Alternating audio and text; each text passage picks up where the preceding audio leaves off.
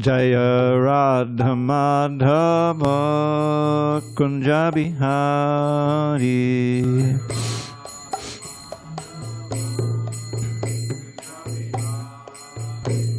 Put it on pause.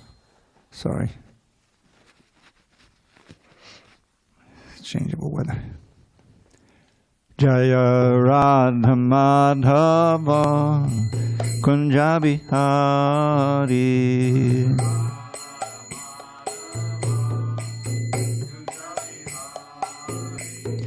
Gopi Jana Vallabha Girivaradhari.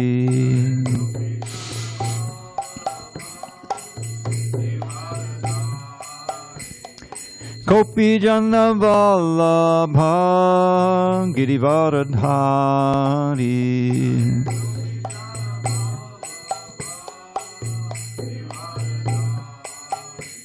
Yashodanandana Vrajana Ranjana.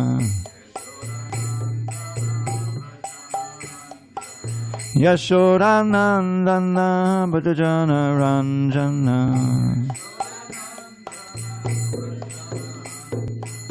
Yamuna Tiravanachari.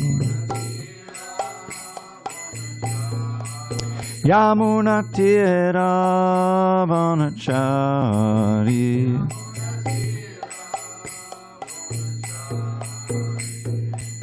Hare Krishna, Hare Krishna, Krishna Krishna, Hare Hare, Hare Rama, Hare Rama, Rama Rama, Hare Hare.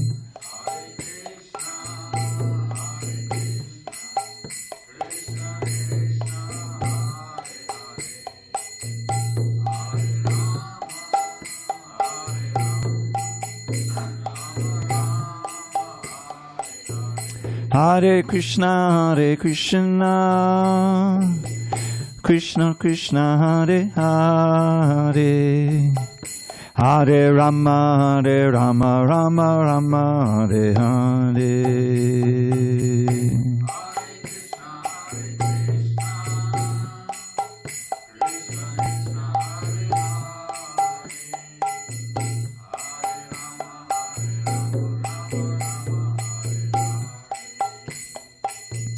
Hare Krishna, Hare Krishna, Krishna Krishna, Hare Hare, Hare Rama, Hare Rama, Rama Rama, Hare Hare.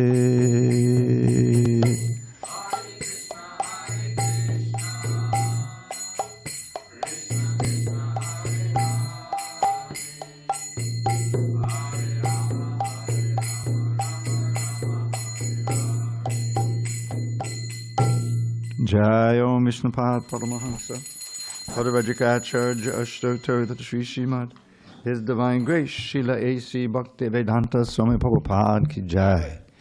ISKCON BBT Founder Acharya Srila Prabhupada Ki Jai.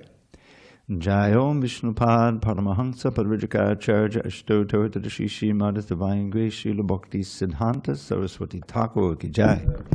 Ananta Koti Vaishnavinda Ki Jai. Namacharya Srila Haridas Thakur Ki Jai. Srimad Bhagavad Gita Ki Jai. Samaveda Bhaktavrinda Ki Jai. All glories to the assembled devotees. All glories to the assembled devotees. All glories to the assembled devotees. All glories to Shri Guru and Gauranga.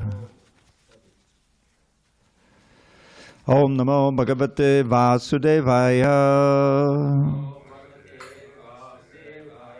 Om Namo Bhagavate Vasudevaya.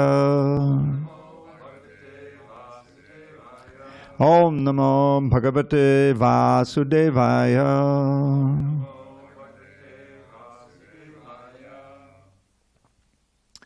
On this 21st day of July 2025 in San Diego, we're reading from Srimad Bhagavad Gita as it is. Translation and commentary by His Divine Grace A.C. Bhaktivedanta Swami Prabhupada. We are in chapter 6 entitled Dhyāna-yoga, the yoga of meditation. We're on text 16, the top of page 271.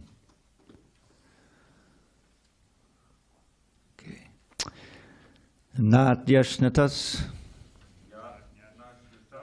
tu yogo asti na chaikantam anashnataha na chati swapna shilasya jagrito naivacharjuna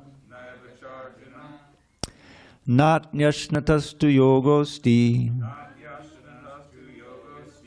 nachaikantamanashnataha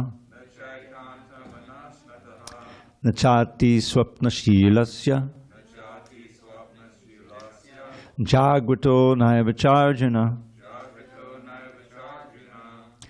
natyashnatas tu yogosti nachaikantamanashnataha nachati swapnashilasya jagrito naivacharjuna natyashnatas tu yogosti nachaikantamanashnataha nachati swapnashilasya jagrito naivacharjuna.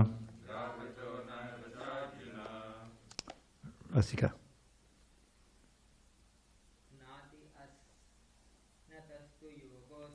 Natyashnatas tu yogosti nachaikantam anashnataha nachati swapnashilasya jagrito naivacharjuna. Chad. Natyashnatas tu yogosti nachaikantam anashnataha nachati swapnashilasya jagrito naivacharjuna. Prabhu?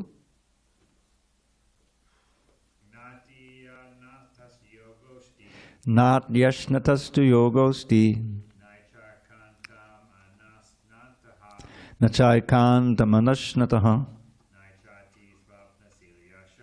nachati swapnashilasya jagrito naivacharjuna. Natyashnatas tu yogosti nachaikantam anashnataha nachati swapnashilasya jagrito naivacharjuna. Anyone online? Guess not. Na, never. Ati, too much. Anashnataha. Ati, too much. Anashnataha, of one who eats. Two, but. Yogaha, linking with the Supreme. Asti, there is. Na, not. Cha, also. Ekantam, overly. Anashnataha, abstaining from eating. Na, not. Cha, also. Ati, too much. Swapna shilasya, of one who sleeps. Jagrataha, or one who keeps night watch too much. Na, not. Eva, ever. Cha, and Arjuna, O Arjuna. Translation. There is no possibility of one's becoming a yogi, O Arjuna, if one eats too much or eats too little, sleeps too much or does not sleep enough. Purport. Regulation of diet and sleep is recommended herein for the yogis. Too much eating means eating more than is required to keep the body and soul together. There is no need for men to eat animals because there is an ample supply of grains, vegetables, fruits, and milk, and carrots. Such simple food stuff is considered to be in the mode of goodness according to the Bhagavad Gita. Animal food is for those in the mode of ignorance. Therefore, those who indulge in animal food, drinking, smoking, and eating food which is not first offered to Krishna, therefore those who indulge in eating animal food, in drinking, in smoking, and in eating food which is not first offered to Krishna, will suffer sinful reactions because of eating only polluted things. Bhunjate ete dvagam papa ye pachantyatma karanat. Anyone who eats for sense pleasure or cooks for himself, not offering his food to Krishna, eats only sin. One who eats sin and eats more than is allotted to him cannot execute perfect yoga. It is best that one eat only the remnants of food stuff offered to Krishna. A person in Krishna consciousness does not eat anything which is not first offered to Krishna. Therefore, only the Krishna conscious person can attain perfection in yoga practice. Nor can one who artificially abstains from eating, manufacturing his own personal process of fasting, practice yoga. The Krishna conscious person observes fasting as it is recommended in the scriptures. He does not fast or eat more than is required, and he is thus competent to perform yoga practice. One who eats more than required will dream very much while sleeping, and he must consequently sleep more than is required. One should not sleep more than 6 hours daily. One who sleeps more than 6 hours out of 24 is certainly influenced by the mode of ignorance. A person in the mode of ignorance is lazy and prone to sleep a great deal. Such a person cannot perform yoga. Om jnana timirandasya jnanandana shalakaya chakshur unmilitam mena tasmai shri gurave namaha. I was born in the darkest of ignorance, but my spiritual master Srila Prabhupada opened my eyes with the torchlight of knowledge. I offer Muhammad obeisances unto him and all members of Sri Parampara. So, in the yoga system, eight steps of yoga, Ashtanga means 8 limbs, right? You have a progression, yama, niyama. Yama, niyama, then asana, pratyahara, prana, dharana, dhyana, and samadhi. So he's describing some of the yamas. Yama is what you don't do. So you have to avoid so many things. But here especially he talks about eating and sleeping. So it's the whole point of the yoga process, the Ashtanga yoga process, shares a lot of things with the Bhakti yoga process. And that is to minimize the physical bodily activities that you're doing. Especially those bodily activities that relate to bodily maintenance, like eating and sleeping and these type of things.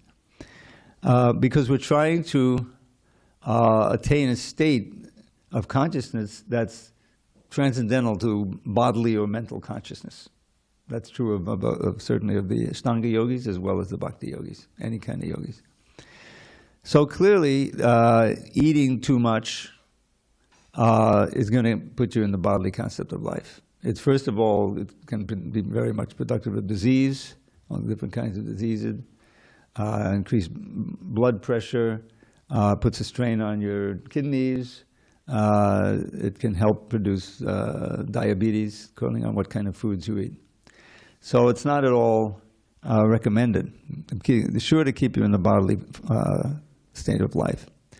But also, not eating as much. There's artificial fasting, in other words, trying to do that and not keeping up the strength, because after all, we're performing so many activities with our body. You want to dance, you have energy to dance, right? Well, if you're not eating much, you're more likely to want to sit on the bench and watch the kirtan, It's not going to help you. And at the same time, yoga also requires, that for the body to be strong, to be able to sit like that and control the mind. And so it's not eating too much, not eating too little, not sleeping too much, and not sleeping too little. The sleeping too much and the eating too much go together. I mean, I've experienced that in my early days. It's so difficult to get up on Mondays because I usually would stuff in the feast. We had some incredible cooks in Brooklyn. I mean, Apurva was there. He's still famous as a cook, right? Apurva. I don't know if you know. You may know. You may know that we sent Kṛṣṇa before he was initiated, actually, because he was specializing in cooking. He had worked at it. Yeah, to be with to spend time with Apurva in North Carolina for like a whole month. So So anyway, and he was there, and so many others. Mangalananda, who was a famous singer, he turned out to be mostly known for his devotional songs that he would write. But he was an excellent cook, and there was a whole raft of them. So anyway, it was difficult, and that's why Prabhupada says, when you first come, you should eat so much that you would waddle like a duck, you know. And because the idea is that all of the, you know, frustrations of, you know, illicit sex, obviously you can't engage in that, and then the movies and whatever else you were doing, it's all gone. So the only outlet is, you know, eating 100 glubjamins or something, you know. We had famously a glubjamin eating contest, you know. God, can you imagine? I don't think I ever engaged in that. So that's like, you know, the first week you're there, you know. In other words, so you transfer it on, it's prasadam, so it's purified, you know. And if you, when you read the Chaitanya Charitamrita, you'll see that, you know, Lord Chaitanya was famous, you know, for eating huge quantities of prasadam. In fact, he was criticized by one of Madhavendra Puri's disciples who kind of deviated. And he came down to Puri and, you know, he saw, you know, there were ants here. This shows that Chaitanya of yours, he's been eating too much sweets. Can you imagine?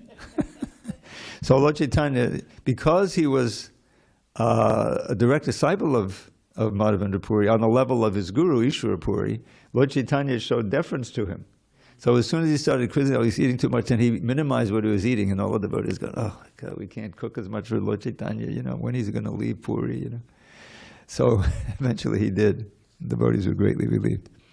So that's a certain exception, but in general, that's the proper thing to do. You eat much to keep the body and soul together, you sleep minimal, but enough, and everything, you know, the golden mean, so to speak, you know. And that's most conducive to all kinds of yoga, you know, like this. Okay, so we can go on if there's no comment here. And he reiterates it in the next verse. Yuktahara viharasya yukta cheshtasya karmasu yukta swapnava bodhasya yogo bhavati dukkhaha. He who is regulated in his habits of eating, sleeping, recreation, and work can mitigate all material pains by practicing the yoga system. Purport. Extravagance in the matter of eating, sleeping, defending, and mating, which are demands of the body, can block advancement in the practice of yoga. As far as eating is concerned, it can be regulated only when one is practiced to take and accept prasadam, sanctified food. Lord Krishna is offered, according to the Bhagavad Gita 9:26, vegetables, including carrots, flowers, fruits, grains, milk, etc. In this way, a person in Krishna consciousness becomes automatically trained not to accept food not meant for human consumption, or not in the category of goodness. As far as sleeping is concerned, a Krishna-conscious person is always alert in the discharge of his duties in Krishna consciousness, and therefore any unnecessary time spent sleeping is considered a great loss. Avyarta kalatvam. A Krishna-conscious person cannot bear to pass a minute of his life without being engaged in the service of the Lord. Therefore, his sleeping is kept to a minimum. His ideal in this respect is Srila Rupa Goswami, who was always engaged in the service of Krishna and who could not sleep more than 2 hours a day, and sometimes not even that.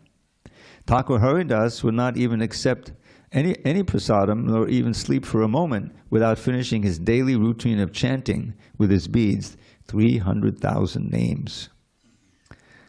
I calculated once, this is 5 minutes around, which is quite quick. Hare Krishna, Hare Krishna, Krishna Krishna, Hare Hare, Hare Rama, Hare Rama. If you chant at super speed like that, you can do 5 minutes around. Generally 7 minutes is more reasonable. So that even that would take 16 hours a day to chant 192 rounds. We're trying to do our 16, so you can see how determined it was. That's why he's Namacharya. He's the exemplar for the chanting of the holy name. Okay. So Haridas Thakur would not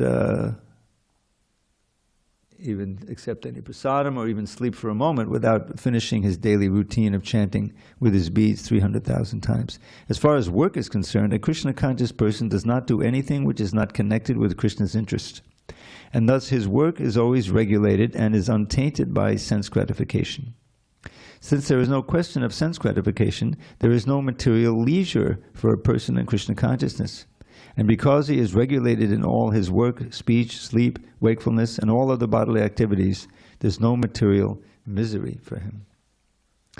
So it's very interesting. I mean, here's Krishna is giving this description of the Ashtanga-yoga process. He's going to, I don't think he's done it yet. He sit in a certain way, right, and look between them, because he hasn't gotten that part. But he's giving a fairly detailed description of it. But every purport, Prabhupada is bringing it down to Bhakti Yoga. He's showing it. And when we get, it's interesting, when in a few verses, I think tonight we'll get to them, 20 to 23, he's describing the goal, the samadhi, the situation. And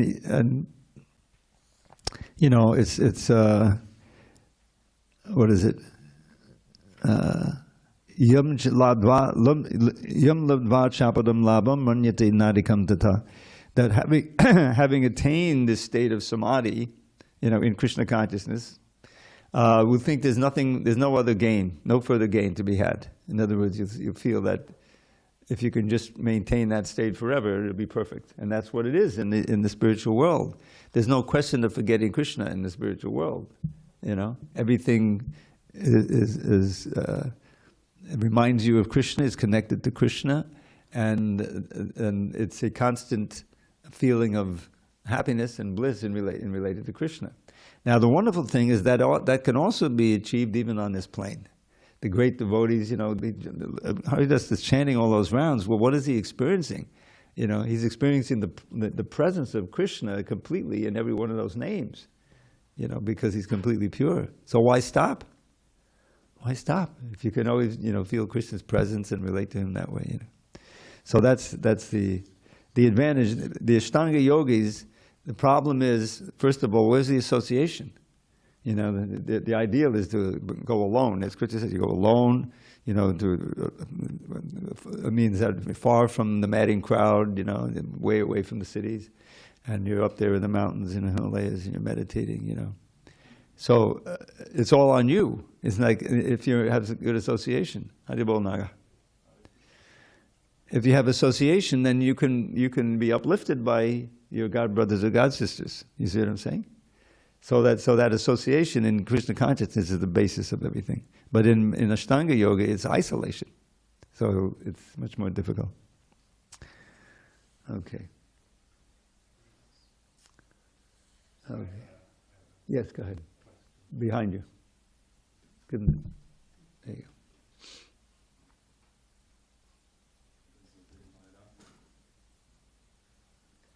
So with this protocol for food, I mean, that includes like where the food comes from and who prepares it, right? I mean, it sounds like not just anybody can prepare Well, food. Of course, yes. I mean, you're talking about in Bhakti Yoga now. Mm-hmm. Yeah. In what this is referring to, yeah. Well, yeah, the purport, certainly.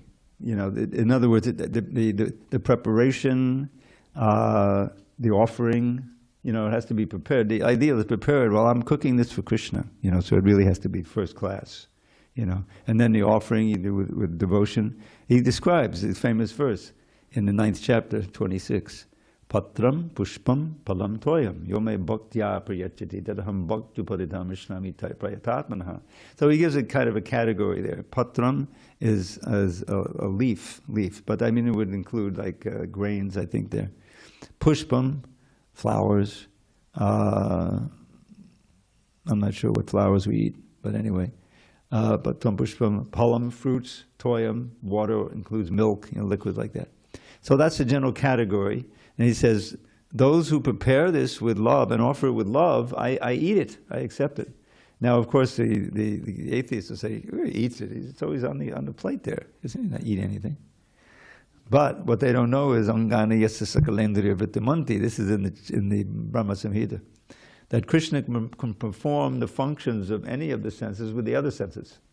So just by looking at it, he sees the love that is prepared, and he understands it. In other words, he can eat by just seeing it. So he sees it, and then Prabhupada says on the lecture, I heard this recently, but sometimes he actually eats. There's a famous, who is it? It was somebody's child, Raghunath Bhatta. Was it Raghunath Bhatta? Oh, no, there's another Raghunath. Raghava Puri or something like that. Anyway, he had a son, a young son, maybe 5 years old. And he was traveling somewhere, so the problem was all prepared. So he said, you just put it on the altar and you offer it to the Lord. He had trained the man to do that. And but the kid, he said, well, all right, I offered it, and so he peeked in there, and it was still there. So he said, well, why aren't you eating it? He was upset because Krishna wasn't eating it. So he came back and it was gone. It had been eaten. So then the father came back and said, "Did you do it?" "Yes, I did it, Father." And so he looked and there was no prasadam. What happened to the prasadam? So he ate it. The Lord ate it, and his father believed him, and he said, "Oh, well," he realized that was a bit. So sometimes he'll actually eat it,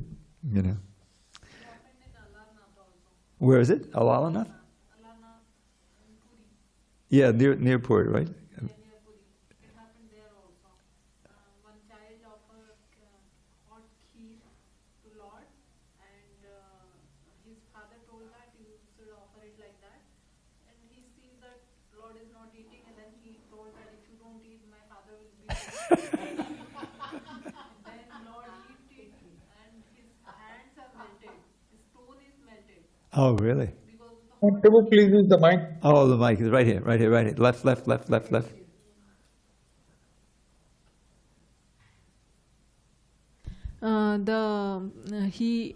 The Lord ate the hot kheer, and Now, what is it? Tea?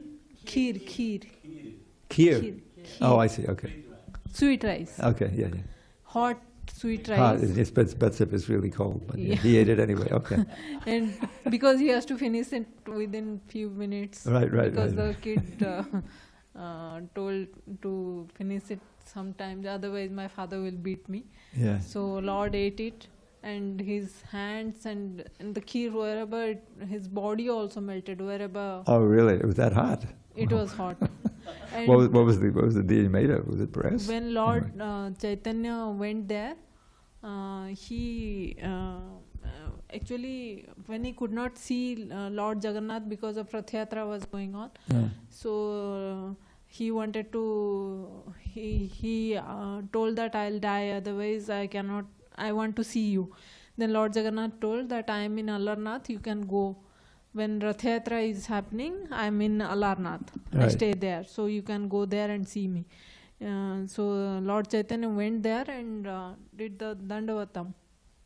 The stone melted there. His body print is there. Oh, wow. Till now also you can see it. Really, an impression of his body. Impression of his body. Oh, because it becomes soft from the heat, from melting?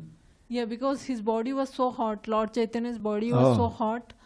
When he does the Dandavatam to Lord Alarnath, the stone melted. Wow. I should go The there. Lord Alarnath also, his body melted because of the kheer, Yeah. and the stone melted because of Lord Chaitanya. I never heard those stories before. Where is that? That's not in the CC.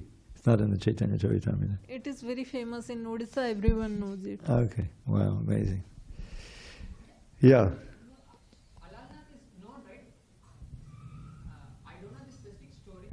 I'm not aware of this specific story until now, but I guess Chaitanya Mahaprabhu in his travel to Puri, I think first he visits Alalnath and then he Well, comes. my understanding, he goes there when the Lord is being, he always goes at the repainting, so he's invisible. You can't see him for a week before the Rath Yatra, right? So that's the time he would go there.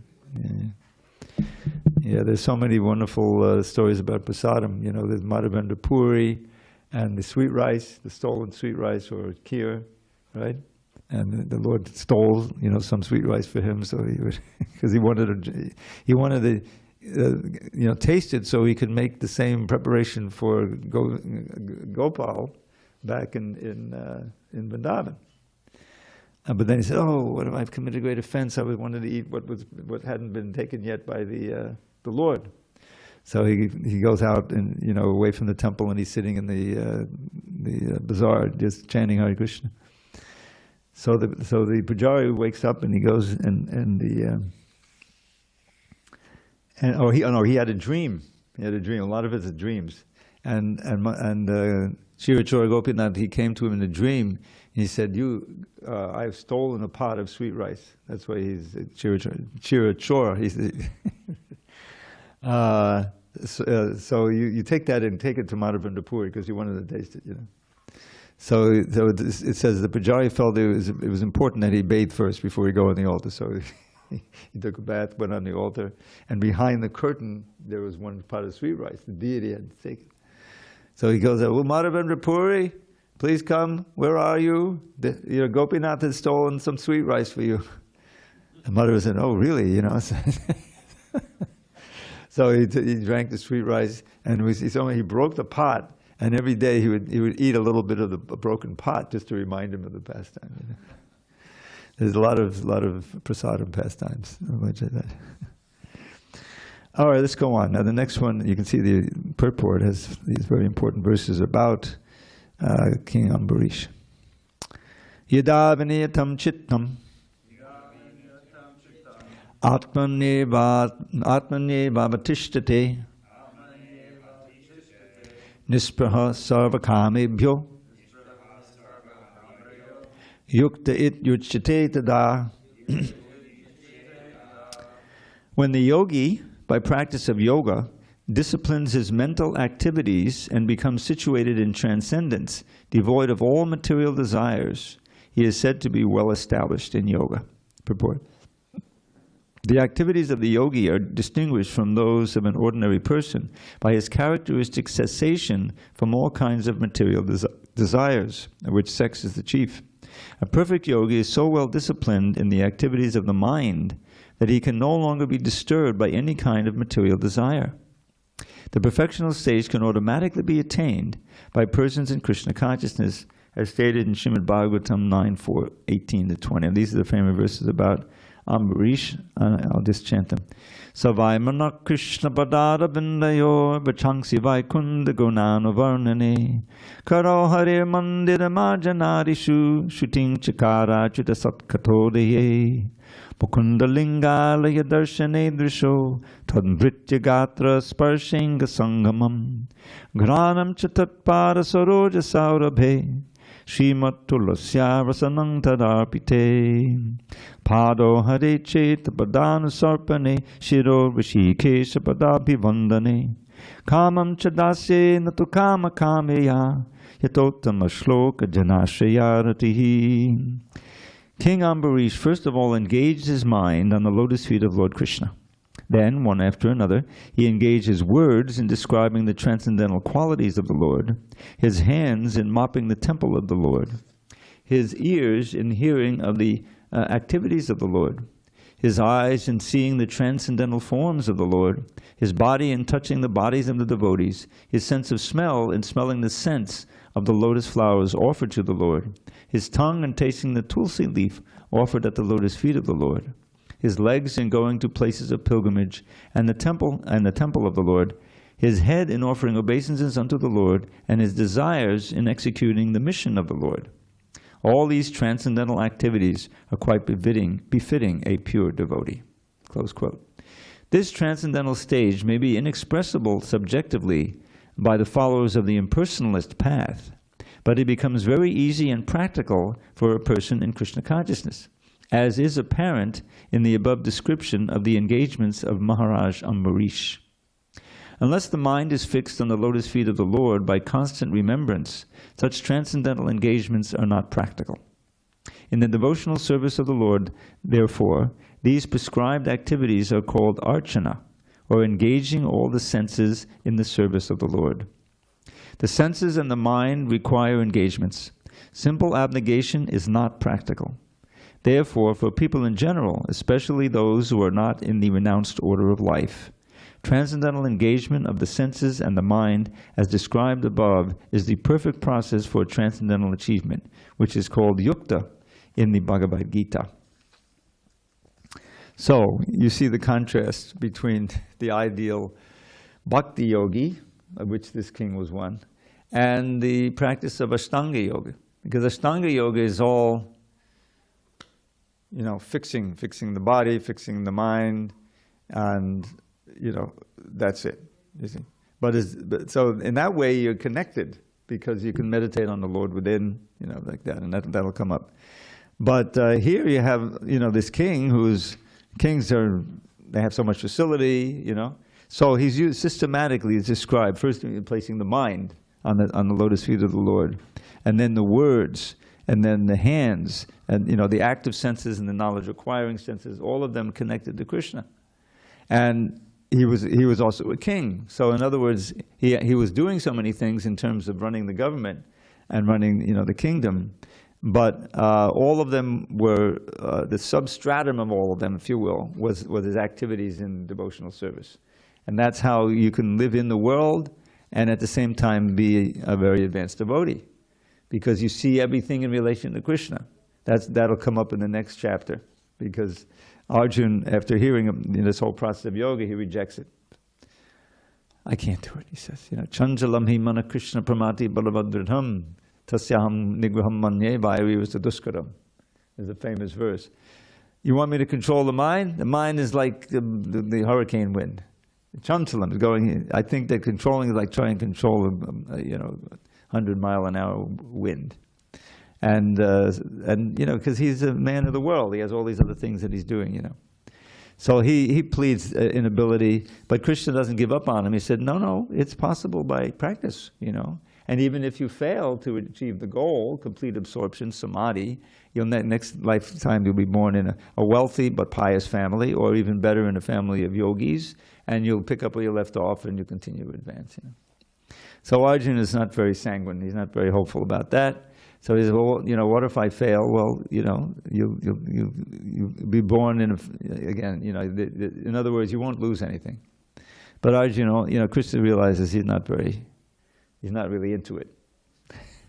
So the last verse, he gives in Yogi Nama Visarvisham, but the best yogi, who's one who's always thinking of me within his heart and worshiping me with great and transcendental faith and love, says, Arjuna says, that's me.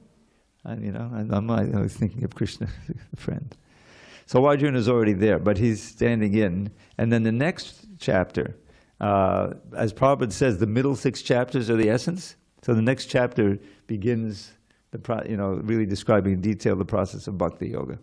And also including sambandha. What is this earth? Earth, water, fire, air, ether, mind, intelligence, ego. There's these 8 energies, and they're Krishna's energies, but there's a superior energy, the soul, something. So he goes like that. So what do the 6 chapters culminate in? The chapter called Bhakti Yoga, chapter 12. Very short chapter, but it gives the essence of bhakti there. So it's all very interesting. Because, Krishna is speaking in the context, there's a Vedic society. So there's a lot of yogis practicing there. But it only really... the best, the ideal for the Ashtanga yogi is to meditate on Vishnu in the heart, and so they'll if they succeed, they'll go back to Vaikuntha, because Vishnu in the heart, that's the forearm form like that.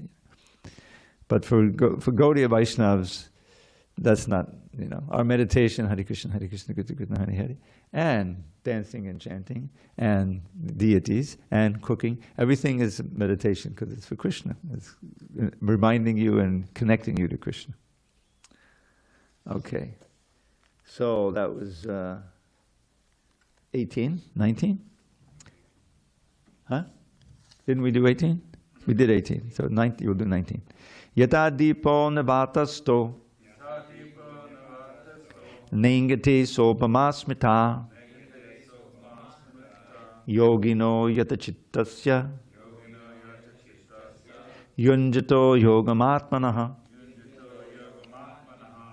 As a lamp in a windless place does not waver, so the transcendentalist whose mind is controlled remains always steady in his meditation on the transcendent self, capital S, super soul.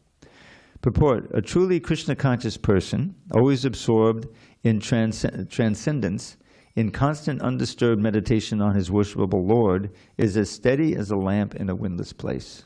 So that was that purport, pretty short.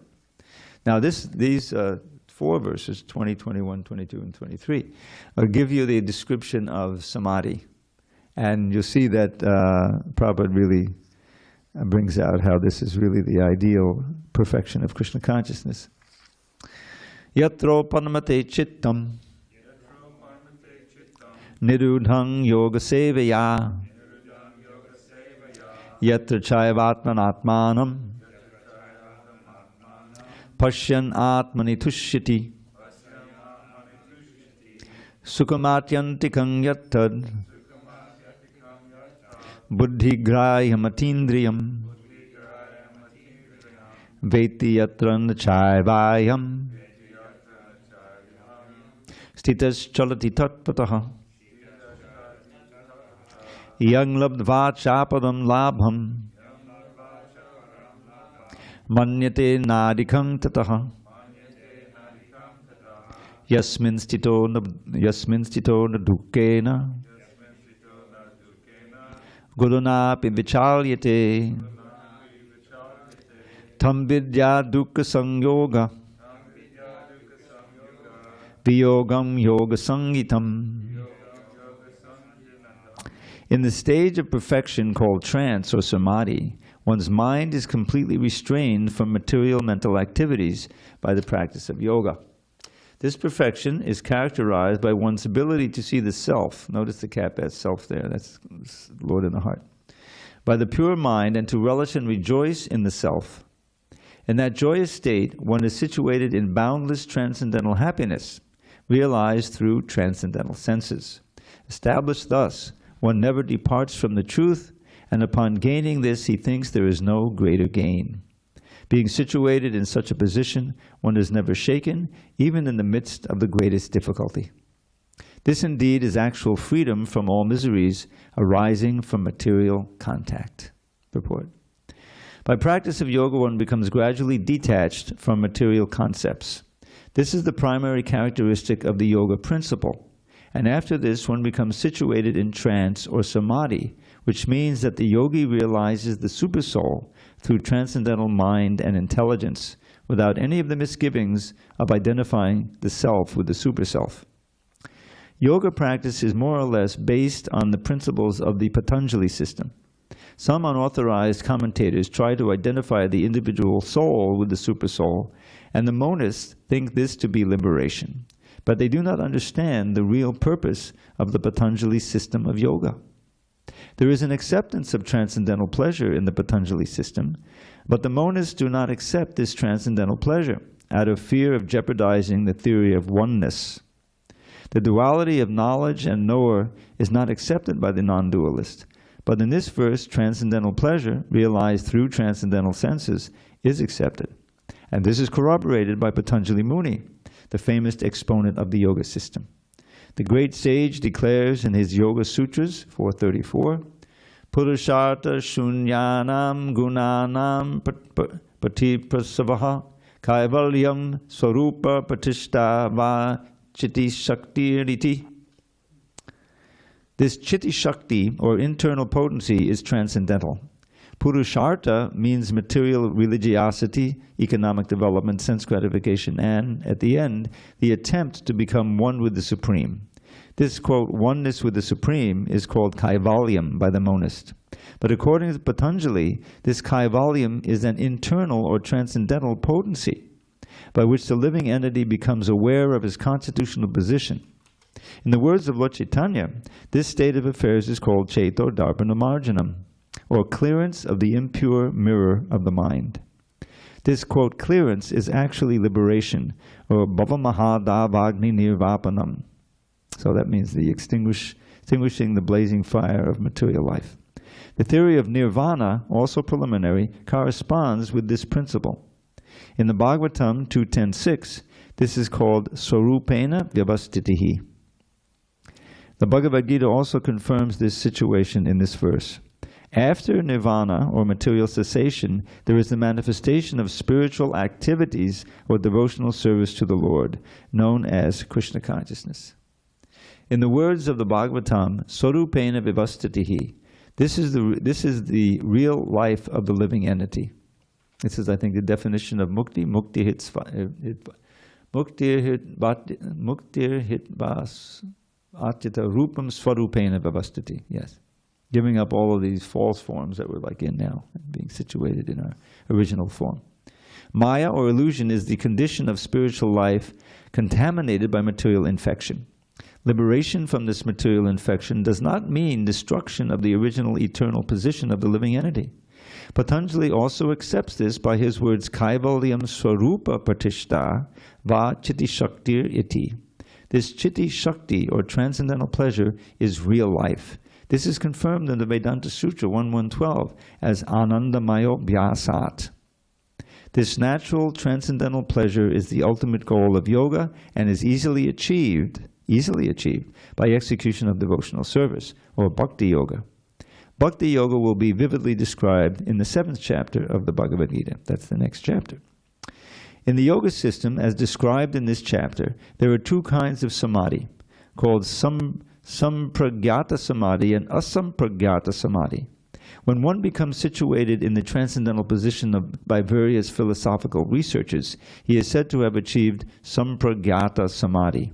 In the asampragyata samadhi, there is no longer any connection with mundane pleasure, for one is then transcendental to all sorts of happiness derived from the senses. When the yogi is once situated in that transcendental position, he is never shaken from it. Unless the yogi is able to reach this position, he is unsuccessful. Today's so-called yoga practice, which involves various sense pleasures, is contradictory. A yogi indulging in sex and intoxication is a mockery. Even those yogis who are attracted by the siddhis, perfections, in the process of yoga are not perfectly situated. If yogis are attracted by the byproducts of yoga, then they cannot attain the stage of perfection, as is stated in this verse. Persons, therefore, indulging in the make-show practice of gymnastic feats or siddhis should know that the aim of yoga is lost in that way. The best practice of yoga in this age is Krishna consciousness, which is not baffling. A Krishna-conscious person is so happy in his occupation that he does not aspire after any other happiness. There are many impediments, especially in this age of hypocrisy, to practicing Hatha Yoga, Dhyāna-yoga, and Jnana-yoga. But there is no such problem in executing Karma Yoga or Bhakti Yoga. As long as the material body exists, one has to meet the demands of the body, namely eating, sleeping, defending, and mating. But a person who is in pure Bhakti Yoga or in Krishna consciousness does not arouse the senses while meeting the demands of the body. Rather, he accepts the bare necessities of life, making the best use of a bad bargain, and enjoys transcendental happiness in Krishna consciousness. He is callous toward incidental occurrences, such as accidents, disease, scarcity, and even the death of a most dear relative. But he is always alert to execute his duties in Krishna consciousness, or Bhakti Yoga. Accidents never deviate him from his duty. As stated in the Bhagavad Gita 2.14, Agama paino nityas tam tatikshvasa bharata. He endures all such incidental occurrences because he knows that they come and go and do not affect his duties. In this way, he achieves the highest perfection in yoga practice. So that's a very interesting purport. Now this verse that Prabhupada quotes at the end there, the famous matra sparshas to Kaunteya verse, these matra sparshas, in other words, the touch of the senses and the mind with the sense objects produce pleasure and pain, and heat and cold, dualities like that. Shita ushna, it means it's cold and heat. Shita, winter and summer. Sukha dukkha da. So in India especially, the winter brings sukha because it's cool, everything cooled down, right? And ushna is dukkha. But agama payano, it comes and goes. So the sober person, the dhira, is not disturbed, you see. And the next verse, I remember when Vijay was here, he said this verse was very important to him. Yam hinabdiyante te purusham purusha samadukha sukham dhiram sormitat vayakalpate. That one who is not disturbed by these comings and goings of the vicissitudes of the environment that bring happiness and he alone can attain perfection in yoga, can advance. If you're always being oh, it's too cold, I can't go out, it's so much pain, whatever. Then you're on the bodily platform. We get off the bodily platform and have a place in your mind that, okay, these things are going to happen, but I'm not going to stop chanting Hare Krishna. If you can keep absorbed in the holy name and calling out to Krishna, okay, this is affecting my mind. Please, Krishna, give me the tolerance that I can stay steady. Just like that prayer, the famous prayer from the Mukunda Mala. Prabhupada made it famous. Kṛṣṇa tvadiya padapangaja panjarantam ajayvame vishatamana sarajahansa pranam priyana samaye kapavata pittar kandavarodhanavadho smadanam kutaste. So Prabhupada, he was chanting this a lot after he was recovering from that stroke he had in early '67. And it's actually miraculous, his recovery. Because I recently heard, I think it was Gargamuni, who's still with us. He's one of the original devotees at 26th Avenue. And he was describing how he and his brother, Brahmananda, they took Prabhupada to the hospital, but then the doctors were saying, no, we got to perform this test and this test. They wouldn't, use these big needles on him, and Prabhupada didn't want that. So at one point he said, more or less, get me out of here. And they took the bed and they went into the elevator. The doctor said, no, he's going to die, he's going to die. So Prabhupada was very happy that they took his authority over the doctors, you see? And they took him back, So then he had to, where's he going to recuperate? So first they got him a place in New Jersey, and, away from the city, but it wasn't warm enough, and Then they got him that place in Stinson Beach, which was north of San Francisco. And the first Rath Yatra was going to happen. They didn't have any carts. It was on a big truck. I think they had that Subhadra was looking on one side and Balaram on the other, and Jagannath on the back. Big truck. Devotees, some other. They went from Golden Gate Park all the way down to the beach. I mean, the procession was long, but they had a whole bunch of hippies following them, and everything. It was incredible. But Prabhupada couldn't attend because the winding road up the mountain, and to get to his place was too much. I mean, it was just too disturbing. So he stayed there, and so finally. But then they brought the deities up afterward to him, and they told him about the festival, so he was very happy about that. But while this recuperation was going on, he was chanting this verse from Mukunda Mala. They made it. So it says Mukunda, Kṛṣṇa tvadiya padapangaja panjaran. So he's describing, oh Krishna, Kṛṣṇa tvadiya padapangaja panjarantam. He's describing his lotus feet of Krishna. Prana priyana samayeka bhavata. Let my mind, let me now, expire. Let me leave now, because I have you in my mind, and I don't know what'll happen when I wait to try to chant your name at the time of death, and my voice will choke up. I won't be able to chant your name. So take me right now, because I'm thinking of you. I'm absorbed. So that's the ideal for the devotee, that somehow or other, becomes. What's that in the Namashtaka, that Kevalashtaka song about the holy name? One of the ones that especially strikes me, I always say when I come on, it's my favorite one. Nikshvase nahivishvaso kadarudho bhavishyati kirtane mata balyad hare namaiva kevalam. Remember that our final breath may come at any time, no matter if we're old and sick or in our youthful prime. So young and old alike should chant the name incessantly, the holy name of Sri Hari is surely all that be. So this is how, samadhi here is this full absorption, and the yogis, they aspire to, be in that situation as much as possible and leave their body in samadhi, and then go to wherever, in Vaikuntha, I guess, that's the ideal. But for devotees, that's not our ideal. We want to stay active and use our senses as much as possible, as long as possible in Krishna's service, right? You see? But so the whole point is to come to the point of constant remembrance. That's the famous verse. Smartavyak satatam Vishnu vismatavyo najatachit. Sarva vidi nisheda ksura eteyor eva kinkara. You've heard this verse? Oh, you should know this one. Smartavyak means remembrance. Satatam Vishnu. So Prabhupada gives in this translation, Krishna is the original Vishnu form, because this talks about always remembering Vishnu.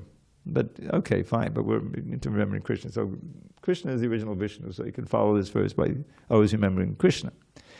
Smarta, always remembering Krishna and never forgetting him. Smarta satatam vismartavyo najatukchit. Vismartavyo means forget. Najatukchit, at no time forgetting. You see? Sarva vidi nisheda. Vidi are the don'ts, and nisheda, no, vidi are the do's, and nisheda are the don'ts. So all of the do's and don'ts of our list, on how to practice bhakti, are servants of this principle of always remembering Krishna, never forgetting him. Etayor eva kinkara are the servants. So you can see how important that is, because you really don't know when the end is coming, right? I mean, I read recently about a huge volcano 300 miles off the coast of Oregon. Pretty far, but it's a big volcano. And volcanoes, oftentimes, there's a lot of earthquakes happen before they blow up. It means that the magma under there is moving everything. So, we're talking like 100 a minute, earthquakes, little earthquakes. So there's a report that's happening now. Immediately I thought of Gaur Keshava and his family, Of course, what would happen would be a tsunami. That would be the real danger. Explode. You can imagine the water earthquake, a big earthquake. And I think they're hopefully far enough inland, Anyway, I'm sure he's keeping an eye on it. But I mean, this is, we're right here in the Pacific Ocean. There's a tsunami. If we think, oh, we're protected. We got 20 feet, right? You go down to it, and there's always a fall off there. That's not going to help so much. It's going to happen eventually with climate change. Exactly. With all the extra rain and the melting.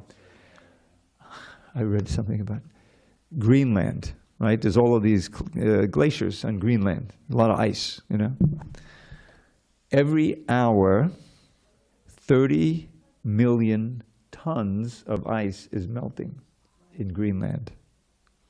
That's a lot of water coming down. Where is it going? It's going into the sea. But there's also this unbelievable, amazing fact that if it goes into the sea, like that, the East Coast cities will experience the greatest amount of ocean rise, seawater, rather than the West Coast. But how does that work? Isn't it one big ocean? I mean, it's all connected, isn't it? I don't know how that works, but anyway. But aside from that, this life is so tenuous in any situation. So understanding that urgency, we should be very serious about trying to remember Krishna all the time. That's the whole idea. And that's samadhi. And it's much better than this, samadhi that is practically impossible to attain. But this here, in that joyous state, when it's situated, oh boy. Now I've done it. All glories to Srila Prabhupada. We'll pick up tomorrow. It takes 24. This is what happens when you get old. One of you can remind me, You were on a roll. I know.